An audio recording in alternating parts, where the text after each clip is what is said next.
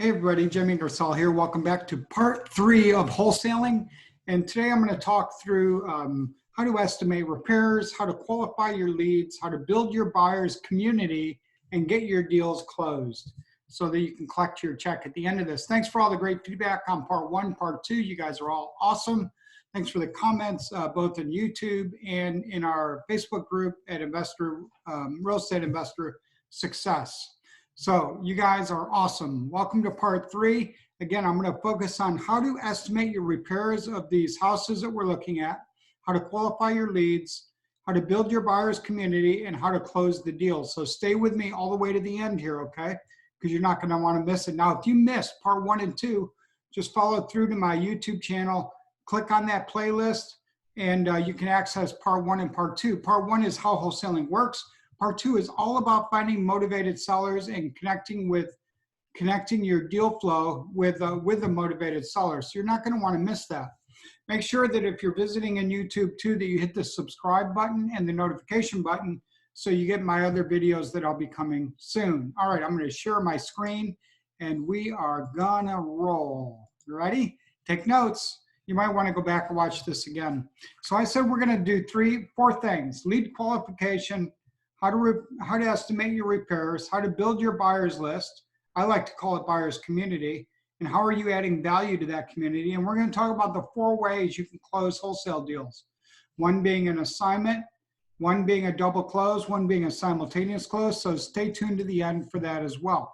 And of course, always leave your questions right there on YouTube or in our Real Estate Investor Success Facebook group, and I will help you wholesale your first deal or increase your deal flow for future deals as well. So when somebody calls you, one of the first really super important things you need to do is act. Like if your phone rings and it's a motivated seller, then you've got to jump on that call immediately, because the longer it takes you to get back with a motivated seller, the more likely you are to miss that deal. Okay, you got that? If your phone rings, you've got to be ready to answer it. Now, if you don't want to answer your own phone, then go out and work with Pat Live or one of those other services to answer your phone for you. Don't miss incoming calls when it's a motivated seller. If you miss it and it goes to voicemail, here's your goal. Write this down. 5 minutes. Within 5 minutes, you've got to be on the phone, calling them, texting them, and getting back in contact with them. Because the problem is, if they don't answer when you call back, that might be your entire opportunity, because they could be calling another investor for the same conversation. I don't want you to miss incoming calls. Answer your phone and get that conversation started and be ready to solve that problem. And if you don't get a hold of them, I would recommend calling them 8 to 10 times in the next 48 hours. Like text them once every couple hours. Call them every 3 or 4 hours and see if you can get them back on the phone, and then be ready. Take fast action when that phone rings and be ready to roll. Call them back within 5 minutes. If you don't get a hold of them, call them again and again and again until you do. You don't want to miss a motivated seller calling your phone. Now you've got them on the phone. Now what are you going to do? Here's the first thing you do. Smile. Did you know that when somebody's talking to you on the phone, they can hear and they can detect when you smile? They can hear it in your voice when you're smiling. And that takes down barriers. It removes walls around you and between you and the motivated seller. Smile. Even though they can't see you, they will know that you are smiling. Be a better listener than every other investor in your market. If you're in Orlando, Florida, or Boston, Massachusetts, or San Jose, wherever you're at around this country, be a better listener than every other investor in your market. You will close more deals listening first, talking less than all your other investors. So always be a great listener. Make the conversation 100% about the person on the phone. Remove every distraction, by the way. You're having a one-on-one conversation with a motivated seller. You can get a contract signed and make money wholesaling that deal. You've got to have all of your focus 100% on that motivated seller. Make that entire conversation about them, the house, why they're looking to sell, and all of that. Now, if you have trouble keeping a conversation going, or if they share little tidbits about the property that give you some reflections to their soul of why they've got a problem with that property that you need to solve, then try this, mirroring. They call it mirroring. When you look in a mirror, what happens? You see a reflection of you, right? And when you mirror a conversation, all you do is you repeat back the last 3 to 5 words. That's right, repeat back the last 3 to 5 words. See, I just did it to myself. That'll allow them to go into more detail about the history of the property, the reason they're looking to sell, what their motivation is, how fast they want to sell, what the problems are that they can't afford to fix up, that their tenants took bad care of the house, they didn't pay their rent, that they're going through divorce, that they just inherited the house. Whatever that situation is, mirroring allows you to go deeper. And you want to make that entire phone call about them, and you want it to go deep. So you got to be a good listener, and you got to get them to talk more. And the easy way to do that is being the mirror. Now, you can also ask open-ended questions about the house, of course. You can ask them when the last time they did an update to the property. You know, how old is the kitchen? How old is the roof? Do you have central air? Is the bathroom from the 1960s still? Have you ever done an electrical upgrade? Do you have mold or foundation issues? You can ask those open questions. And when you do, you want to listen intensely, right? With 2 ears, 1 mouth. Use it wisely when you're talking to a motivated seller, because that first initial conversation is the start of your negotiations. And you start negotiating with your ears, not your mouth. You want to listen to when they need to sell. Do they have an urgent need to sell ASAP? Do they need to sell? Do they have a lot of equity, but they have no pain point requiring them to sell, and maybe they could sell next year? If that's the case, then you want to put them into a follow-up loop. If they're thinking they may need to sell in the next 30 to 60 days, then stay in touch with them. And if they say, I need to sell this house and I need to sell it now, then you better be ready to act. Set up that appointment with the person on the phone and go buy that house, get it under contract. You want to be listening to why do they need to sell? Have they been going through divorce? Are they falling into foreclosure? Did they relocate? Did they inherit a house? What is the issue? Are they a totally burned out landlord where tenants are just running havoc in their life? What is the issue? What is that pain point that's going to allow them to sell you their house? How quickly do they need to sell it? You may want to use this question. Write this down. On a scale of 1 to 10, 10 being you need to sell quickly, where are you at on that scale as far as how fast you need to sell? And then you can follow up with something like, man, what happens if you don't sell that house? Will the bank take it? Are you going to lose it to tax foreclosure? Are you just going to let it sit there and continue to accumulate code violations? How much do they really need to sell that house for is another key price. I like to ask them how much they think the house is worth. Most people these days check Zillow or whatever. They have some clue what they think the house is worth. And I want to know, like, what do they think that house is worth? And if they come back to me and say, I don't really know what I want for this house, I'll follow up with a question like, well, you must have a range in mind. That's a key question you can ask. If they say, no, I don't have a price, say you must have a range in mind. So build that into your script. And then if they come back with a really high price, say that you want to pay 70 and they come back with a price of 95. All you got to do is say, oh my gosh, how am I supposed to do that? And just like that, go radio silent. Let them speak the next word. Let them feel the pain in your voice. Go to like deep mode. How am I supposed to do that? And then if it looks like it's a good deal, the price is in the right point, and they need to sell quickly due to, probate, divorce, burned out landlord, code violations, whatever it is, then you say, how soon can we meet? When can we meet and get a contract signed? Okay. Let's talk a little bit about repairs, because repairs really burden down wholesalers sometimes. But they really shouldn't, because you don't have to be perfectly accurate with your repairs. Did you hear that? You don't have to be perfectly accurate with your repairs. When I was wholesaling a lot of houses, I would like sort of put the repairs into buckets at $5,000 to $10,000 increments. And that was close enough. You know what? A landlord might have bucket number 3 and a flipper might have bucket number 4, okay? So depending who on your buyer's list buys the house, they're gonna do different levels of work to that property. So I just like to ballpark it into buckets, okay? And keep that in mind when you're selling houses to your buyers community, who the landlords are and who the flippers are. The flippers are more picky than the landlords, okay? Especially a landlord that doesn't have a huge pride of ownership. They just want to do bare minimum and rent, collect cash flow. Those are the guys that are easy to wholesale to. So take that as a takeaway as well. So if you walk up to a house like this one, which is one we did earlier this year, it needs very little work. You can see this is a nice brick house. It already had the dimensional roof on it. Nice house, and it didn't need very many updates. I would call this a wholesale ready house. And what I can do when I walk through these and I'm thinking, well, this house really only needs paint and flooring, maybe a little bit of bathroom or some new appliances in the kitchen. That's about it. I call that wholesale ready. If the house is wholesale ready, like extremely little amount of work, I would put this in the $3 to $7 per square foot category. So if it's a 1,000 square foot rancher and it only needs paint, flooring, and a little bit of work, it might be $3,000 to $7,000 to do that. Again, a landlord buyer might do less and a flipper might do more. So these are just ballparks. So maybe you say that house wholesale ready is $7,000. Now, what if you're up a little bit? It just needs, again, a light cosmetic update. Might need a roof. Maybe you got to clean up the curb appeal a little bit. Maybe a little bit of work in the bathroom with some vanities and so on.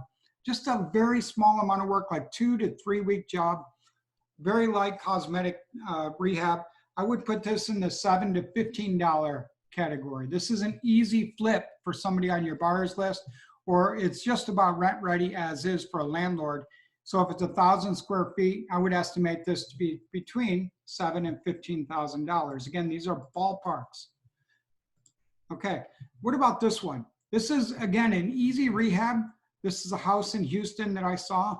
And, you know, it might need like a kitchen. It might need some air conditioning, maybe an electrical upgrade, kitchen and bath work, flooring, painting, windows, basic stuff, easy stuff. You can do this rehab, say, in 30 days.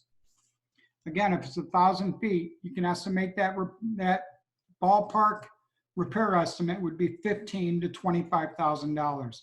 Easy rehab for a landlord, easy flip for somebody flipping.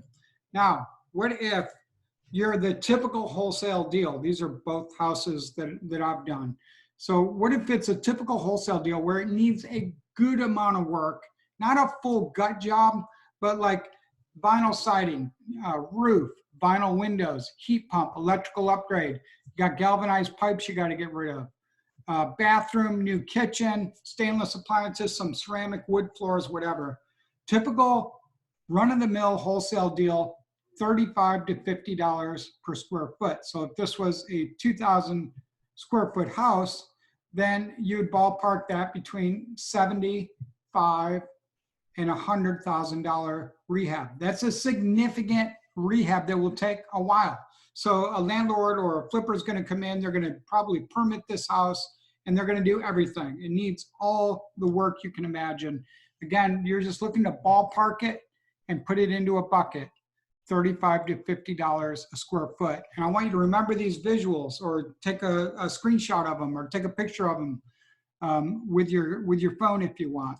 And what about a tear down? Well, with a tear down, you better be careful how much you pay, and you might want to look what the actual dirt is worth.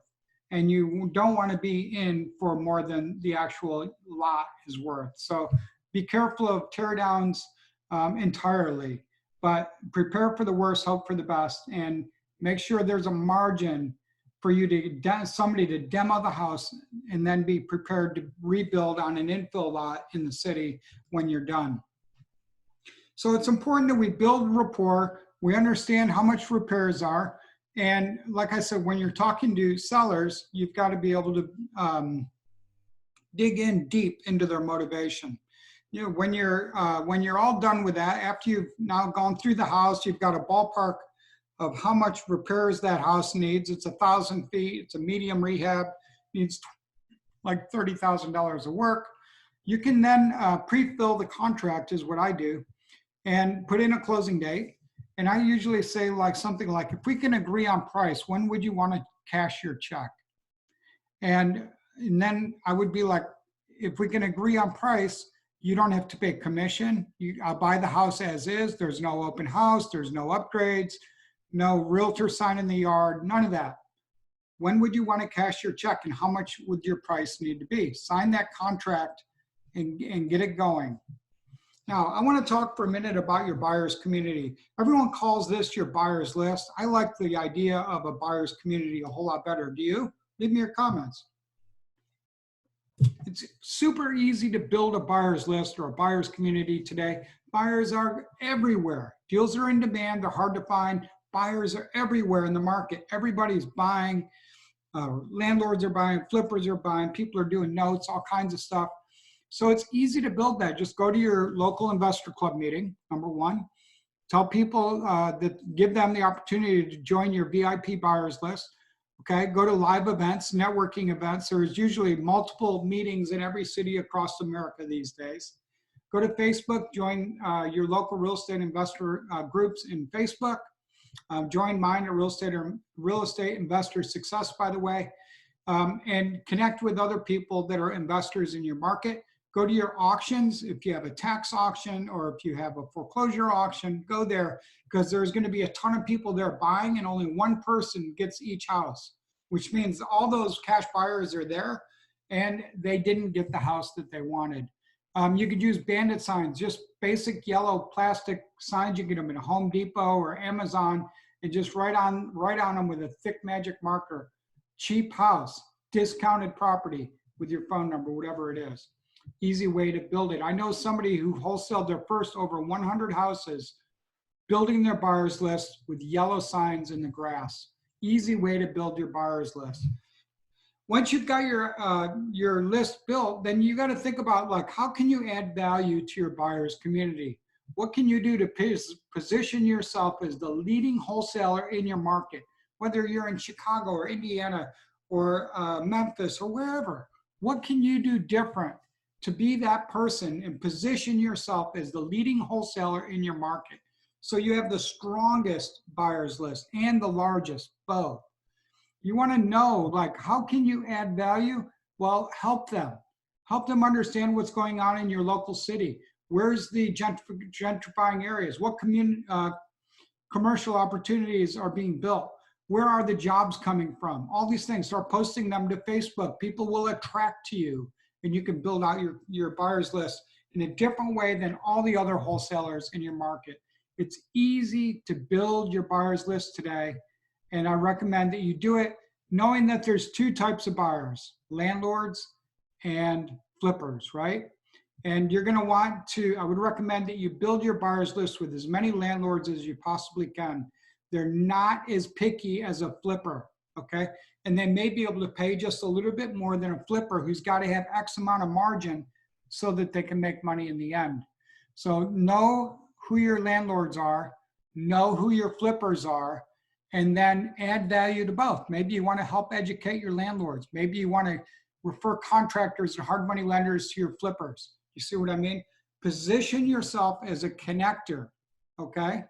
Again, you could build your list with also take your hard money lenders out to lunch, talk to them about who's buying but can't find deals, go to your auction sites, you can go to Facebook, you can do bandit signs, all those things to build your thing.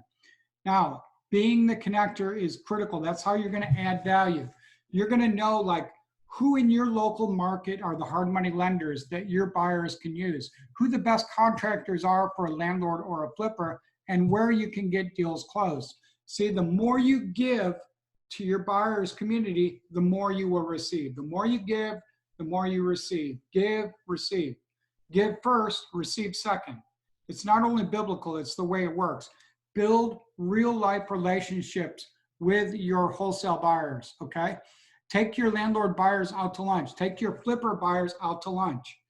Build that relationship. Know where they like to buy, what price point, how much work they like, and deliver them house after house after house. And you can really increase your deal flow really fast, especially if you know who the top 5 volume investors in your market are. Write them down right now, guys. Do you know who the top 5 investors in your market are? Who's buying the most deals right now? Who's the top landlord? Who's the top flipper? You should know those people and build relationships with them And you probably don't need more than those 5 buyers to run your entire wholesaling business, okay? It's a relationship business. Position yourself again as that go-to expert. Know where the areas in your local market are gentrifying, where the commercial developments are, where the best schools are, where the new schools are being built. And don't just only ever text people or email your buyers when you have a deal.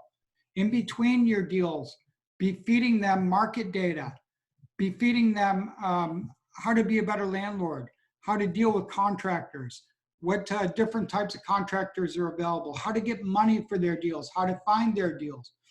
And in between that, you're going to start to build a relationship and you're going to be a lot further ahead.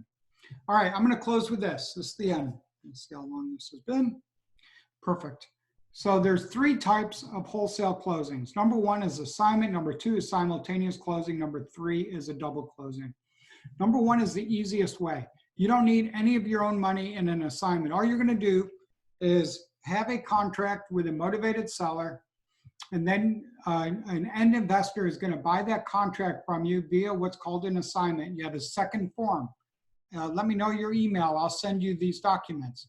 And then they sign the assignment, and the assignment defines what your fee is. So it's $3,000, $8,000, $50,000, whatever it is.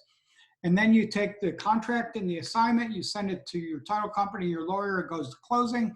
At closing, you don't bring any money to the table.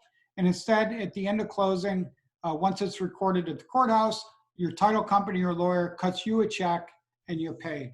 Boom, easiest way to get a wholesale deal done.